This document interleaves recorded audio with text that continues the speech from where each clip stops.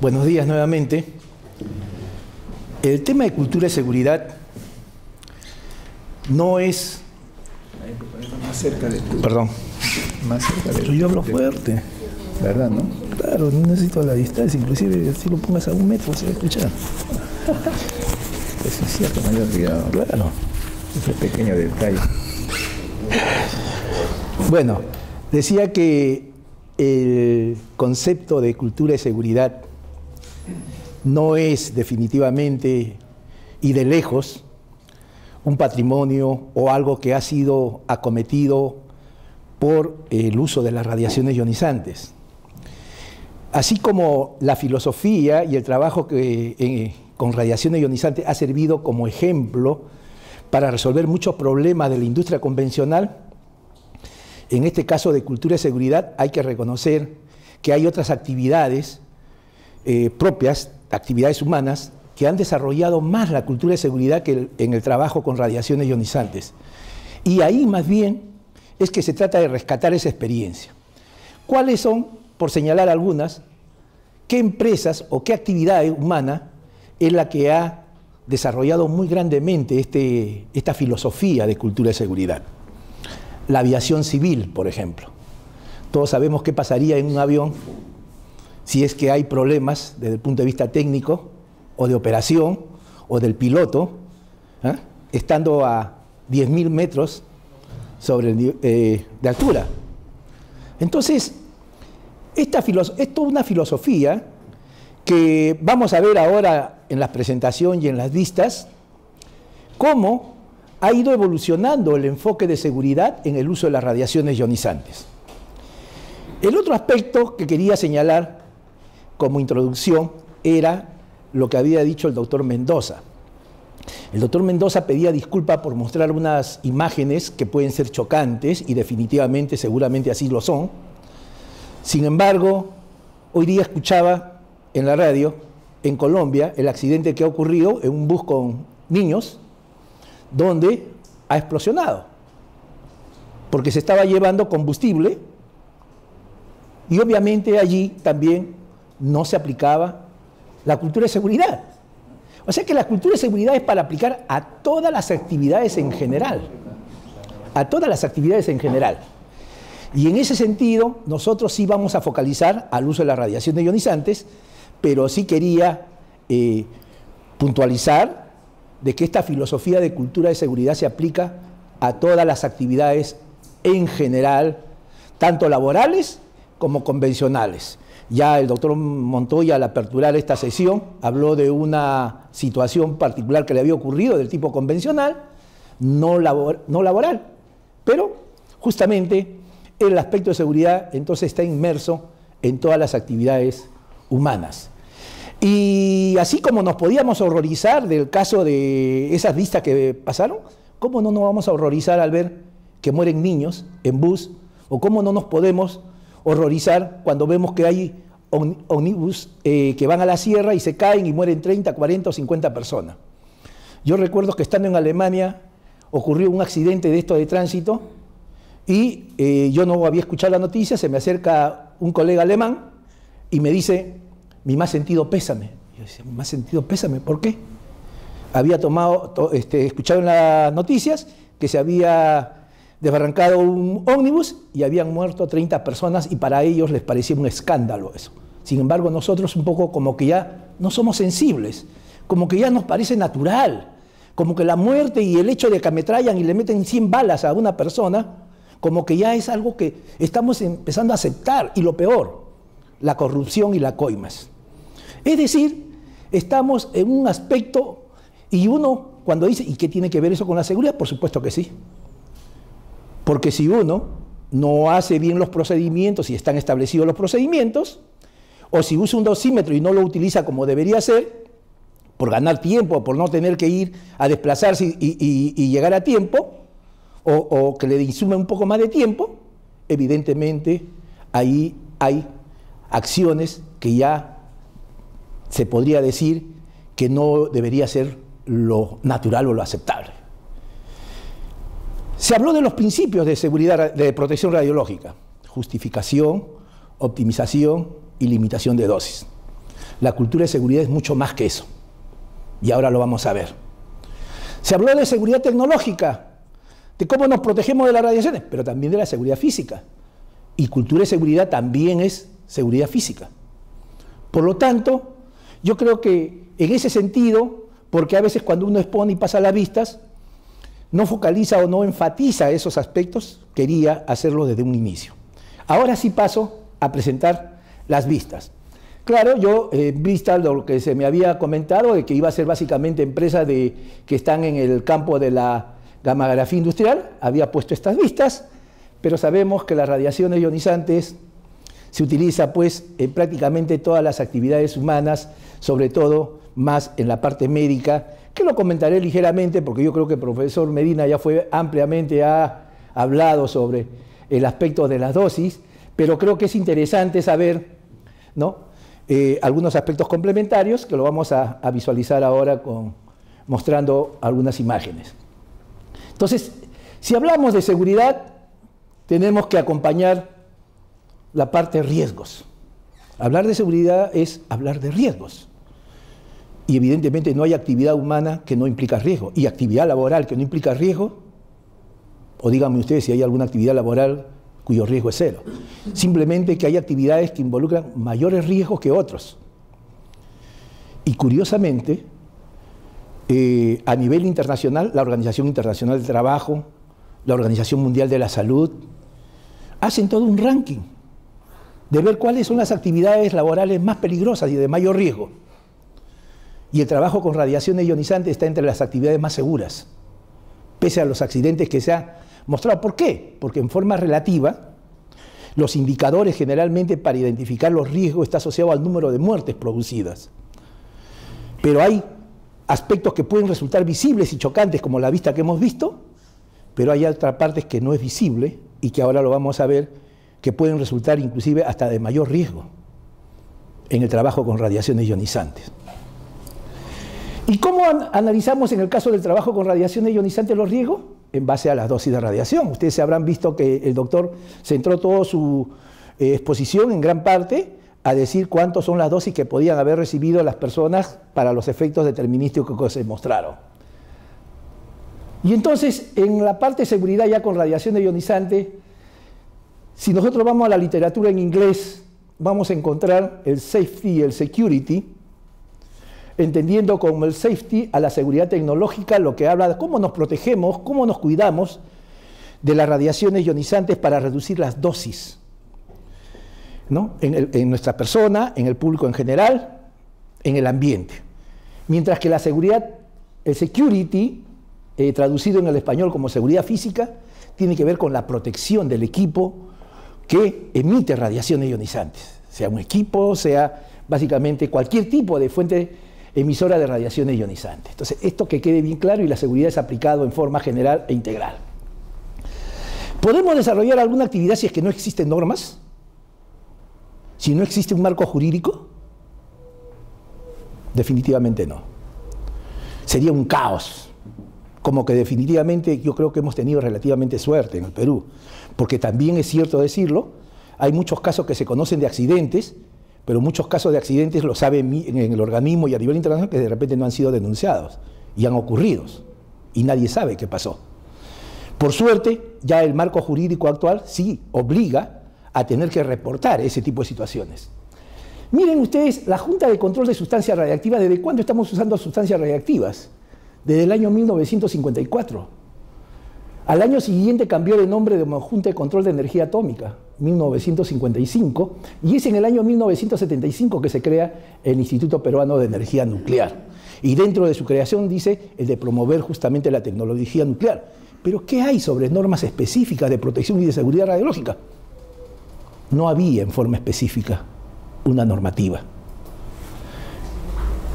Miren, en el marco jurídico hay una jerarquía, desde luego, de las normas. La máxima es la Constitución, luego vienen las leyes que toman nombres específicas, leyes orgánicas, ordinarias o resoluciones legislativas. Y luego vienen disposiciones del Ejecutivo, del Gobierno Central, decreto supremo, resolución ministerial, resolución directoral. Nunca una norma de menor jerarquía puede estar por encima de otra que tiene mayor jerarquía. Y miren, el reglamento de protección radiológica que se aprueba por una resolución suprema se da en el año recién 1991.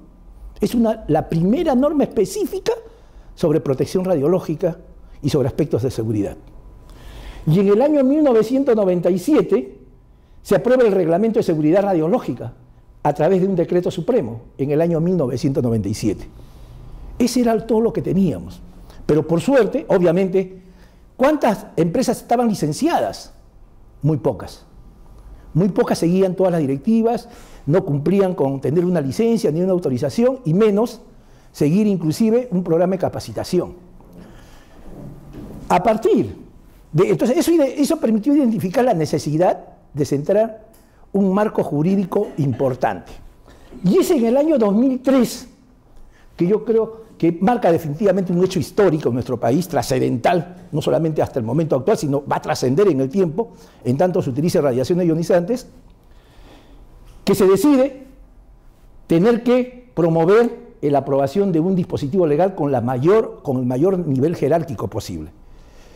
Y en ese sentido, tenemos que indicar que justamente fue la gestión del doctor Montoya, cuando estaba como presidente del Instituto Peruano de Energía Nuclear, que se aprueba esta ley 28028. Y ahí establece al IPEN como autoridad nacional y ya le da la potestad y facultad para poder establecer otros dispositivos específicos.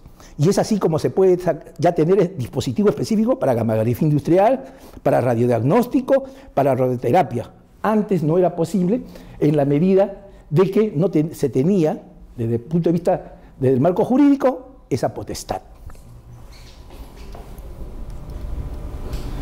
Ya se ha hablado bastante de los efectos biológicos, determinísticos y estocásticos, y esta ley 28028 se aprobó en julio del 2003, y esta es la parte visible, ¿no? Cuando vemos algo que podría ser chocante, de Yanango, pero esto corresponde también a un efecto determinístico que corresponde a una aplicación médica. Por lo tanto, los efectos determinísticos podrían ocurrir también en las aplicaciones médicas. Veamos, pero esto es lo visible, y esto es lo no visible, que resulta también de la radiación ionizante si no se hace un control y si no se aplica cultura de seguridad. Y es donde nos falta trabajar muchísimo también. Miren, estadísticas no solamente de los accidentes, estadísticas tenemos que tener de todas las actividades con las que se trabaja con radiaciones ionizantes. Y son muy pocas actividades. A Dios gracias que ya se ha generado en las aplicaciones médicas la carrera de física médica que están ayudando a mejorar la parte de seguridad, tanto del safety como del security. Y eso resulta muy agradable ver cuando ellos trabajan en forma como equipo, porque esa es la orientación y el alcance que se tiene que tener. Miren algunas estadísticas en Estados Unidos, que sí llevan, de tomografía computarizada, a la que se refirió el profesor Medina hace un momento de una de las aplicaciones. En el año 1980 se tomaban del orden de 3 millones de exploraciones de tomografía computarizada. En el 2007 pasó a 70 millones de exploraciones de tomografía computarizada. Miren ustedes, esto es todo un trabajo de investigación desarrollado durante muchos años. Se estima que del 0,7 al 3% de los cánceres en Estados Unidos son atribuibles a la radiación por exploraciones con tomografía computarizada. Y es más, esto es más crítico. Alrededor de un tercio de la tomografía computarizada no estaba justificada. Y estamos hablando de Estados Unidos. Entonces, ¿y cómo salen los médicos en nuestro país? ¿Están realmente preparados para saber lo que significa la justificación y su aplicación realmente? ¿La filosofía que hay detrás de ello? Seguramente parte de ellos sí, y de repente gran parte de ellos no. Y este es el trabajo muy grande que se tiene que hacer. O sea, no solamente basta ya el marco jurídico, que es fundamental, sino también tener el personal entrenado y capacitado, y por eso decía, como en recursos humanos.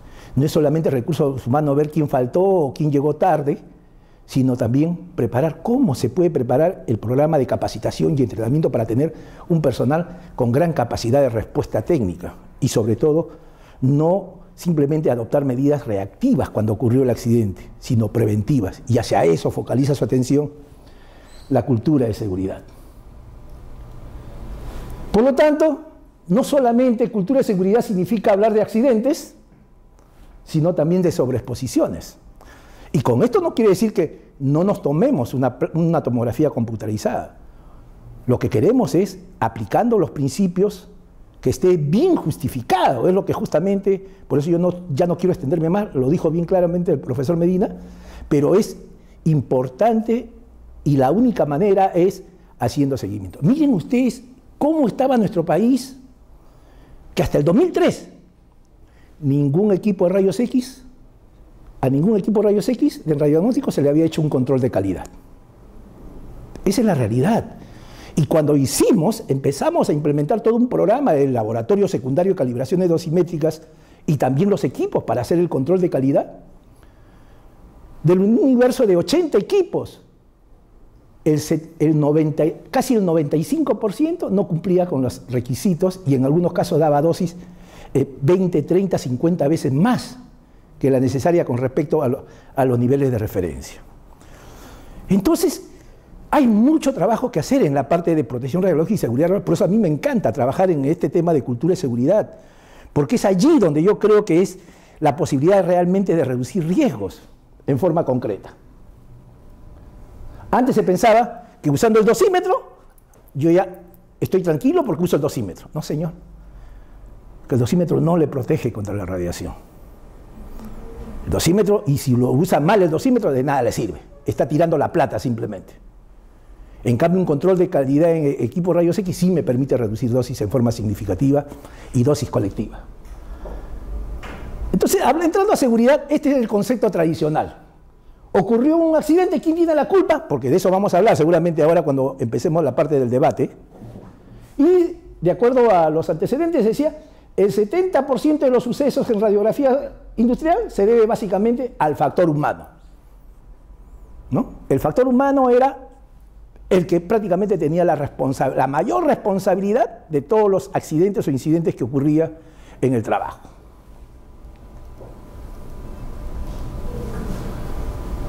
Por lo tanto, esto era ¿por qué ocurren los accidentes? Que es la pregunta obvia. Miren ustedes en la evolución en los tiempos, al comienzo se decía tecnológico. Problema, los equipos están mal, no responden bien, hay problema de calibración, etc. Y luego, a partir de 1930, comienza a focalizarse la atención en el factor humano. Este es el enfoque tradicional. Y como vemos, dice, el factor humano ahora es el que influye más. Van a la par. Sin embargo, esto basado en este estudio, aceptado a nivel internacional como referencia, ¿no? Sin embargo, el accidente de Chernóbil, ocurrido en 1986, cambia el enfoque en la percepción de los criterios de seguridad con los que se trabajaba en radiaciones ionizantes. Pese a que implícitamente se tenía en cuenta todos los aspectos de seguridad y los principios, sin embargo, identifican en el análisis que los accidentes no solamente ocurren por la no aplicación de los principios, ocurren por otros factores adicionales, y eso es lo que vamos a ver ahora. Por lo pronto, en este accidente de Chernóbil, ocurrido en Ucrania, se identificó, al hacer el análisis, que había una ausencia general de cultura de seguridad, completo. Y eso revolucionó, tanto que decía la radiación, la energía nuclear es muy segura. No, señores, esto fue una cachetada a todos aquellos que preconizan no pasa nada. Esto significó que había que trabajar con seriedad y reforzar todos los enfoques de seguridad para mejorar las condiciones de seguridad, obviamente. Accidentes, esto aparece todo publicado, y de entre ellos el accidente de Yaganango, ¿no?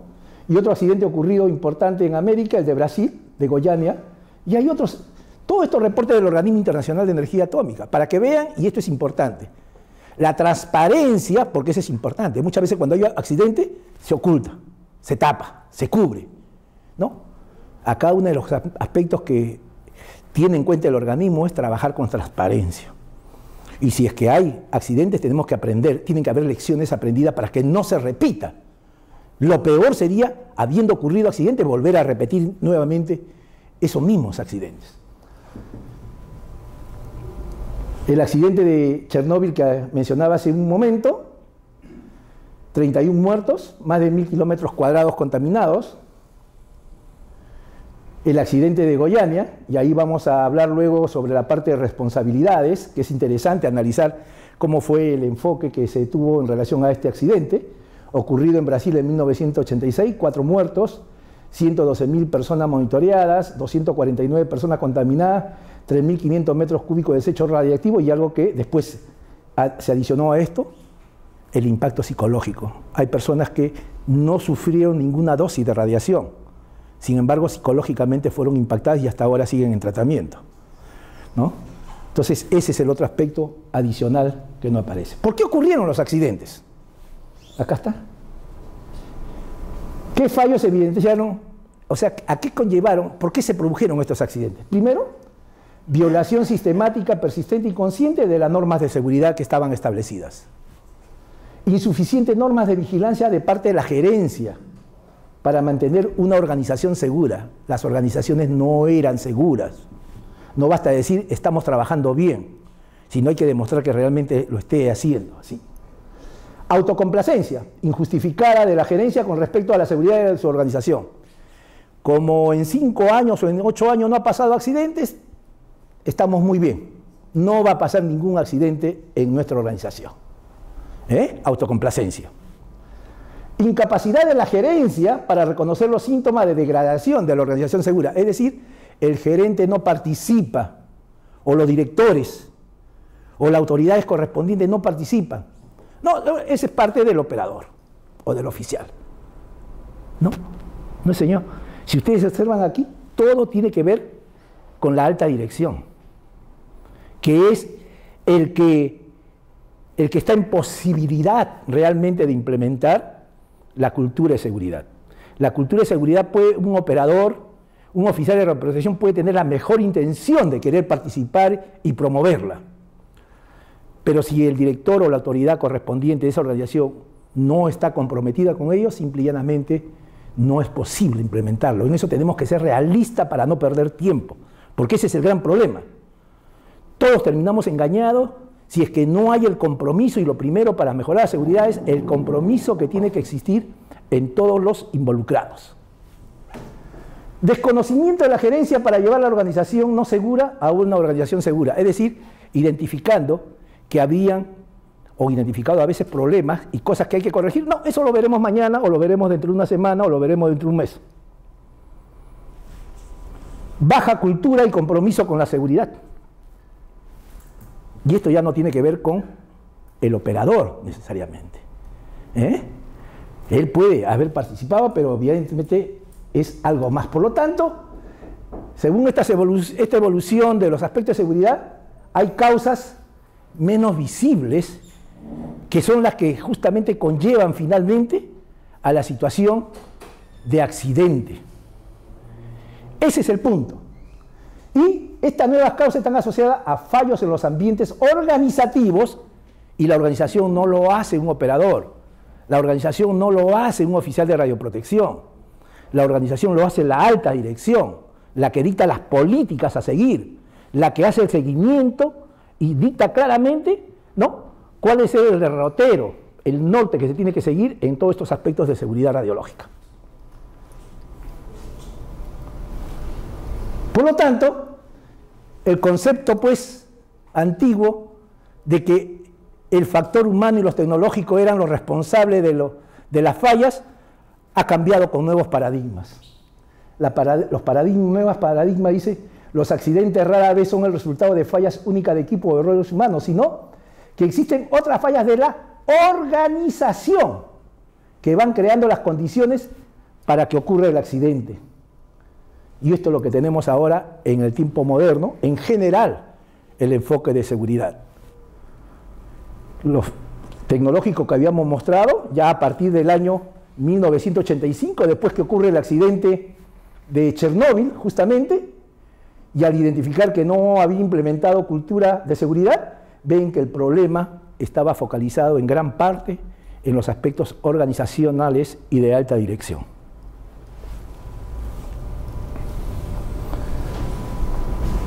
Las radiaciones ionizantes, como hemos visto, se utilizan prácticamente en muchas actividades.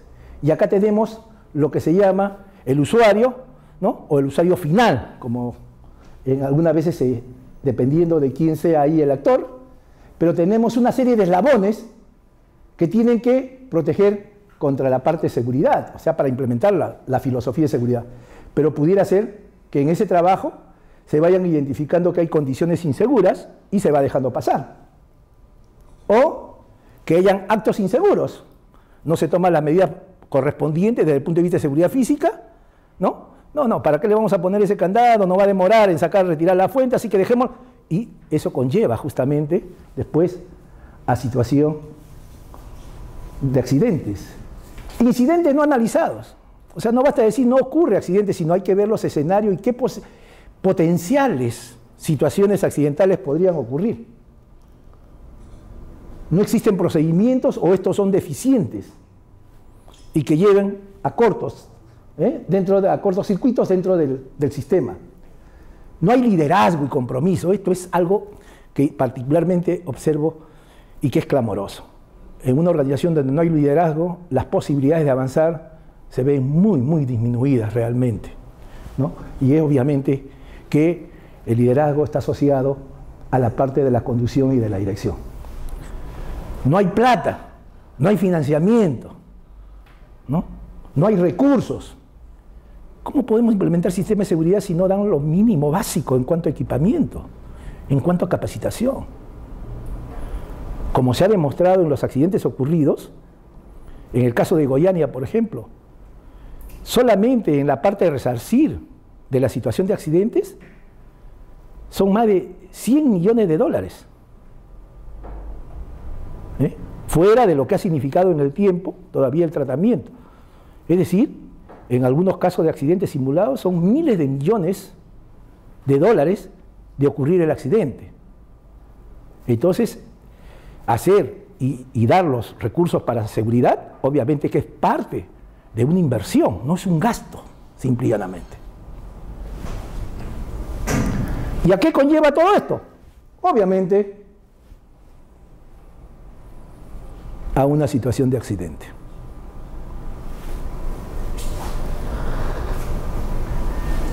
Y los accidentes nunca aparecen de la noche a la mañana como una cosa fortuita, sino se van incubando, están en forma latente, hasta que ocurre. Y la idea es justamente corregirlos en la parte donde está latente, no cuando ha ocurrido. Por lo tanto, cultura de seguridad, señores, y ahora vamos a ver qué entendemos por cultura de seguridad en forma sencilla, cómo lo define la cultura de seguridad, las recomendaciones internacionales con radiaciones ionizantes. Esto viene a ser nuestra Biblia para quienes trabajamos con radiaciones ionizantes. Las normas de todos los países generalmente toman de base estas recomendaciones que da el Organismo Internacional de Energía Atómica y define cultura de seguridad el conjunto de características y actitudes en las entidades y los individuos que hacen que con carácter de máxima prioridad,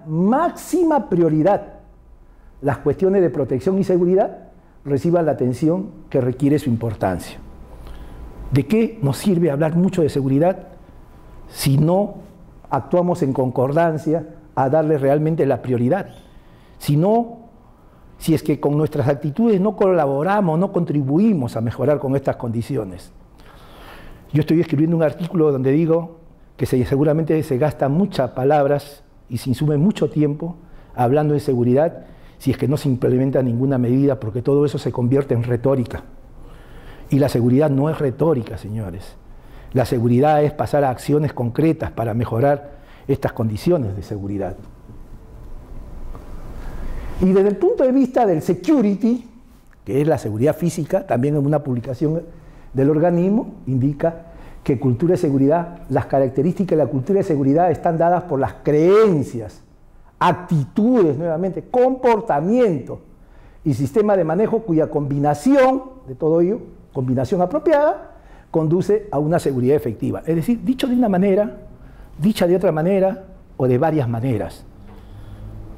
Básicamente son actitudes pero donde a través del comportamiento y el liderazgo y la conducción, la seguridad debe tener la prioridad correspondiente. Es más, si es que eso no se implementa, nadie debería hacer uso de radiaciones ionizantes. Es así, en resumen. Si uno asume trabajar con radiaciones ionizantes, es porque quiere realmente trabajar con radiaciones de seguridad. O ese debería ser el norte a seguir. Miren, también a la par, luego de los accidentes ya ocurridos, sobre todo en la parte de instalaciones con irradiación industrial, como puede ser también la prueba en trabajo de gammagrafía, se identificó que las prácticas o actitudes de la dirección, dieron lugar a una degradación de los sistemas de seguridad. Es decir, la conducción, la autoridad, fue el que primero en degradar los sistemas de seguridad y los procedimientos operacionales. ¿Por qué? Porque esto es un aspecto que desde luego en la actividad privada toma más peso. Los costos del producto o la producción a veces primaron sobre la seguridad. Y ese es un aspecto, evidentemente, donde hay que hacer un equilibrio, pero donde es fundamental no degradar las condiciones de seguridad. De repente, un operador no puede hacer todo el trabajo, va a tener que haber otro operador, hay que distribuirse la dosis, hay que ver que una persona no se quede dormida por exceso, eso es lo que conlleva, sabemos, a muchos accidentes, sobre todo en la parte de tránsito. Entonces, el rol del directivo, del director, de la alta dirección, es fundamental, ¿no? Y eso es lo que muchas veces no se entiende en el tema de seguridad. Y también bajo este concepto de cultura de seguridad se le atribuye lo que se llama las 3C y los 3 roles fundamentales. ¿Cuáles son esas 3C? Acá lo vemos: conocimiento, compromiso y conciencia. Y los 3 roles fundamentales deben ser creadores de visión, asociado a la seguridad, deben ser agentes de cambio y deben ser generadores de confianza. Asociado a ello, podemos ver una serie ya de aspectos que evidentemente jala, pero si es que el conductor, el llamado a ser el líder, el que conduce a una organización, no es un generador de confianza, ¿no? Evidentemente se van deteriorando todas las condiciones de seguridad. Hay niveles de cultura de seguridad. ¿En qué nivel podemos estar nosotros? Cualquiera se puede hacer esa pregunta. Y bueno, para ver en qué nivel podemos estar, vemos un primer nivel que sería deseable en una primera etapa, que es la cultura del cumplimiento. ¿Qué nos dice la cultura del cumplimiento? Que trabajemos, nuestra visión de seguridad, trabajando, debe ser cumplir con todas las normas y regulaciones. Por eso que yo decía que cultura de seguridad es mucho más que eso. Pero esa es una primera etapa que obviamente, habiendo una norma, hay que cumplir con las normas. Y eso significa instalación, personal, equipamiento, procedimientos. Pero hay una segunda etapa, cultura de la gestión, donde el conductor, el director, el gerente, el directivo, se compromete con la seguridad y promueve, porque él sí es posible, porque quienes hacen gestión son quienes conducen las organizaciones, son los tomadores de decisión, donde la seguridad la involucra como parte de la organización y de la gestión. Y el tercer nivel que se aspira, teniendo en cuenta los principios también de la parte de cultura propiamente de seguridad o de la mejora continua, o sea, de la calidad total, quiero decir. Igual se aplica acá, los principios de calidad total. Una cultura de la mejora continua, en donde la seguridad siempre puede mejorarse. Por eso decía, no hay que ser complaciente. Si nosotros nos ponemos en una escala, vamos a identificar organizaciones que pueden estar en diferentes escalas de las que podemos ver. La primera, a nadie le interesa la seguridad, sería una actitud del tipo patológico, ¿no? Claro que tenemos accidentes, pero accidentes ocurren en toda actividad. Despidan al que tuvo el accidente. Hay que identificar quién cometió el accidente y, votando a ese, mejoramos la seguridad. Error gravísimo.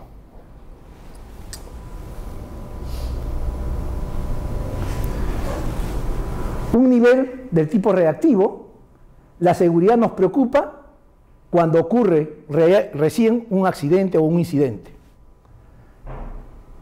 ¿Por qué no hizo lo que le dijo que hiciera? O sea, hay que llamar la atención a quien incurrió en el incidente. Y el concepto es que la seguridad es importante. Nosotros hacemos mucho cada vez que ocurre el accidente, es decir, adoptamos las medidas correctivas una vez ocurrido el incidente o el accidente. Un tercer nivel, calculativo, donde un sistema de gestión de seguridad para fomentar y monitorear la seguridad, es decir, hemos implementado las medidas, ¿no? Ya tenemos todos los riesgos identificados, controlados y gestionados. Lo único que hay que hacer es, hay que mantener los sistemas de auditoría para ver que se están cumpliendo todos los procedimientos de trabajo correspondientes. Un siguiente nivel, proactivo. El personal trata de evitar los incidentes. O sea, el compromiso, lo que decíamos, las actitudes donde el personal, el conductor, el líder, logra que el personal se involucre para evitar los accidentes. Nos mantenemos alertas y a la menor señal o signo de deterioro de la seguridad, inmediatamente implementamos las medidas que correspondan. Y un nivel superior, que es del tipo generativo. La seguridad está integrado en todo lo que hacemos. Mientras más seguridad, mejor. Bienvenido, nuevas ideas, donde todos participen y todos pueden aportar, porque no solamente es el conductor el que aporta nuevas ideas. Muchas veces el operador, el oficial de radioprotección, identificando formas de trabajo, metodologías, en el trabajo en el campo, que muchas veces es diverso, puede dar una serie de sugerencias, cosa que no lo tiene muchas veces el director, porque obviamente de repente su trabajo en el campo es limitado, ¿no? Peor si es que es un gerente que solamente está sentado en un escritorio y no conoce propiamente el trabajo de lo que significa el desarrollo en general. Y bueno, asociado a lo que acabamos de comentar, un nivel 1 emergiendo, no hay propiamente, pero hay que implementarlo. Si no hay una cultura de seguridad, hay que empezar a trabajar en ello. Comienza el compromiso de la gerencia, lo que les había dicho. Si el gerente o la autoridad o el director no se compromete, esto no camina, no podemos pasar al siguiente eslabón. Comprometido el gerente, sí, estamos de acuerdo en implementarlo, entonces comenzar a trabajar con el personal en su conjunto, ¿no? ¿Cuál es el personal de base? Identificar cuáles son los grupos objetivos más representativos o los que potencialmente están en mayor riesgo, pero involucrar en realidad a toda la organización. Por eso me gustó mucho escuchar a las personas cuando hicieron su presentación, ver que en algunos casos hay algunas empresas que están tratando de trabajar en ese contexto. El nivel 4 de cooperación. Hay que captar a todo el personal para desarrollar la cooperación y el compromiso por mejorar la seguridad. La seguridad no le pertenece solamente al oficial de radioprotección. El oficial de radioprotección por funciones, obviamente está obligado a desarrollar una serie de funciones. Pero la seguridad es de todos. Todos pueden aportar. En la medida que el oficial de radioprotección reciba una retroalimentación y le ayude a mejorar su trabajo, eso es positivo. Ese es el concepto que debe haber. Y desarrollar la consistencia y lucha contra la complacencia. Fundamentalmente, en ese sentido, es aumentar la coherencia de actitudes. No hay coherencia cuando se dice la seguridad para nosotros es importante. Y sin embargo no doy los recursos, no capacito a mi personal, trato de violar algunos procedimientos, hay una incongruencia. Obviamente que esa organización sabemos cuál va a ser el destino, en el sentido de que lo más probable es que puedan producirse accidentes. ¿Cómo implementamos una cultura de seguridad?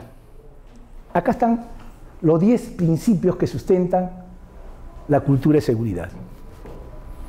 Y este es el trabajo cuando hay realmente la predisposición de una organización a querer mejorar las condiciones de seguridad. Primero, lo que hemos visto, que realmente en la organización se considere que los aspectos de seguridad deben tener la prioridad que corresponde.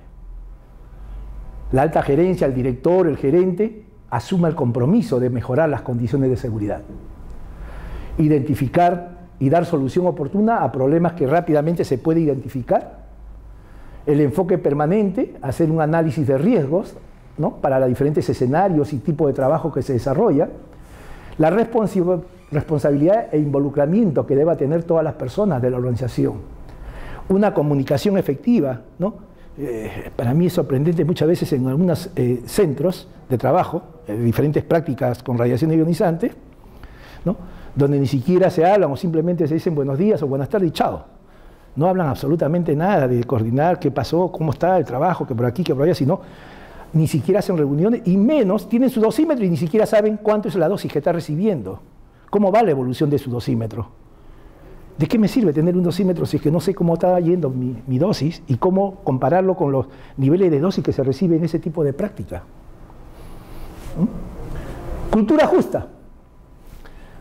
Cultura justa significa, así como se puede y se dice hay que castigar al que no cumplió con sus funciones, las organizaciones no han implementado mecanismos como para premiar más bien al que hace bien el trabajo. Gracias a estos señores que están desarrollando bien su trabajo, 10 o 15 o 20 años, no hemos tenido ningún accidente. Pero la organización, lejos de reconocer, simple y llanamente de repente insiste en ser, digamos, de repente más severos con ellos en cuanto a acciones supuestamente de cumplimiento, pero que eso no ayuda. Entonces, el hecho de un trabajo eficiente debe ser reconocido definitivamente. Y tiene que haber algún mecanismo de premiación, que no necesariamente puede ser económica, hay diferentes tipos de premiación, pero el solo hecho de que una persona sea reconocida en su trabajo, sobre todo porque está bien, haciendo bien las cosas, evidentemente eso va a ser una motivación adicional, ¿no? Para involucrarse más o comprometerse más. Aprendizaje organizacional, ¿no? La organización tiene que estar en concordancia a estos principios que se han identificado antes, y un ambiente de colaboración, de respeto y de confianza. El trabajo que hablamos de tener un piloto, ¿no? Con organizaciones de diferentes prácticas justamente pasa por tener que implementar todos estos aspectos dentro de esa organización. ¿Cómo está una organización? Primero hay que identificar la línea base. ¿De dónde estamos partiendo? ¿No? ¿De dónde estamos partiendo? ¿En qué nivel se encuentra? Y una cosa puede ser la percepción y otra que lo digan los mismos actores, las mismas personas que están trabajando en esa organización. Ellos son los que mejor saben cuál es la situación. Y entonces, en ese sentido, el Organismo Internacional de Energía Atómica trabajó un cuestionario y se hizo circular un cuestionario a las personas de las diferentes prácticas, de los diferentes tipos de aplicaciones, ¿no? Donde se hizo una serie de preguntas y eso significaba para ver cuál era la línea base. Ahí, por ejemplo, en el trabajo identificamos que en el caso de la actividad privada hubo mayor recelo en algunos casos. ¿Por qué? Es entendible también.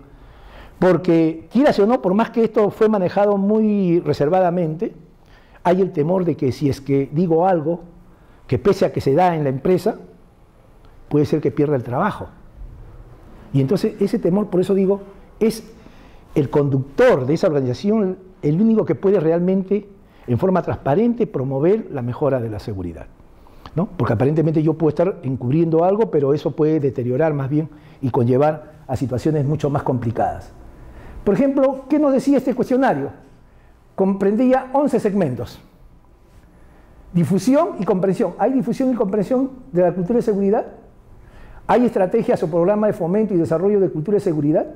¿Hay iniciativas y buenas prácticas para la promoción de la cultura de seguridad? ¿Existe una cultura de información en su organización? ¿Existe una cultura de reporte? ¿Existe una cultura de aprendizaje?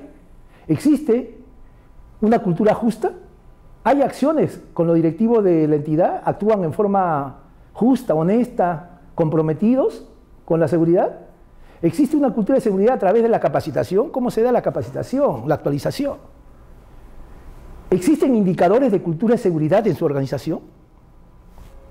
¿Premiación y reconocimiento por el trabajo que se hace en forma segura? Y entonces, vean ustedes algunas de las respuestas en algunas organizaciones.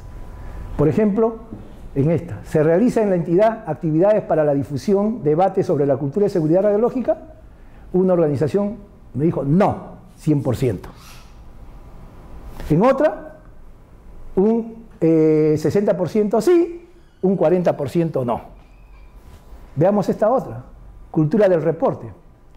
¿Existe algún sistema de la entidad para reportar sucesos radiológicos, incidentes, errores operacionales, falla de equipo y otro problema relacionado con la seguridad radiológica? En esta primera organización, ¿no?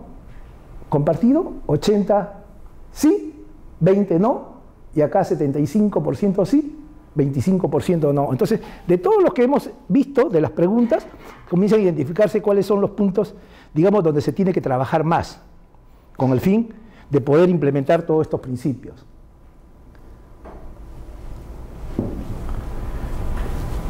Miren, cultura de aprendizaje, de igual manera, cultura justa, miren, en una organización no hay ningún tipo, se fomenta en la entidad que el análisis o investigación de incidentes y sucesos radiológicos se desarrolle en un ambiente de no centrado en la búsqueda del culpable. Obviamente, si a mí lo que me interesa básicamente investigar, más que identificar la falla y que no se vuelva a repetir, es quién es el culpable, obviamente que seguramente esa investigación no va a tener mucho éxito, o puede tener el éxito, pero no va a ayudar a resolver el problema de seguridad. Por lo tanto, de todas estas preguntas, así como solamente he podido mostrar algunas, existen una serie, ¿no?, el mecanismo como instrumento, el cuestionario ayuda a sacar una serie de conclusiones. Y, por ejemplo, algunas conclusiones de estos cuestionarios se identificaron primero que inexistencia del tema de cultura y seguridad en instalaciones. No hay. Inexistencia del trabajo en equipo. No hay ni se promueve un trabajo en equipo. No hay o hay poca predisposición a dialogar, a conversar, a buscar solución a los problemas. Percepción del personal operador en la mayoría de los casos de una gestión del tipo vertical, no participativa, que quien conduce simplemente aplica una actitud vertical, no de resolver los problemas realmente de seguridad. No existencia de coherencia entre la importancia que se considera los temas de seguridad en las declaraciones de la dirección o de las autoridades y las acciones concretas desarrolladas en el tema. Lo que hemos dicho, pura retórica. Pero también hay aspectos positivos que se identificaron. Por ejemplo, un personal que sí tiene conocimiento sobre protección radiológica y seguridad, que sí tiene conocimiento en algunos casos sobre sistemas de calidad, en qué ayuda, ¿no? Personal con deseo de mejorar los sistemas de seguridad, con su actitud ayudar a la organización a mejorar las condiciones de seguridad. Predisposición a trabajar en equipo. Personal que tiene deseo de superación y considera que justamente implementando y en tanto sea más segura la actividad, sus expectativas pueden ser mejores y mayores. La conclusión podría terminarla con un par de preguntas de lo que hemos hablado y de lo que hemos dicho sobre cultura de seguridad. ¿Será importante su implementación en una organización? ¿Y quién debe implementar en su instalación esa cultura de seguridad? Me he permitido, pueden haber muchas respuestas, solamente mencionar tres. La implementación de la cultura permite una mejora en las condiciones de seguridad, definitivamente, de toda la instalación. La implementación de la cultura de seguridad solo será posible si el personal involucrado, a mí me gusta más utilizar el término comprometido, asume un compromiso realmente con la seguridad. Y el compromiso del gerente, director, de la autoridad de esa instalación, que resulta definitivamente ser fundamental y decisiva, como hemos podido observar en las siguientes vistas. Y esta creo que es, ¿no?, ya para poder entrar a la sesión de preguntas. Gracias por su atención.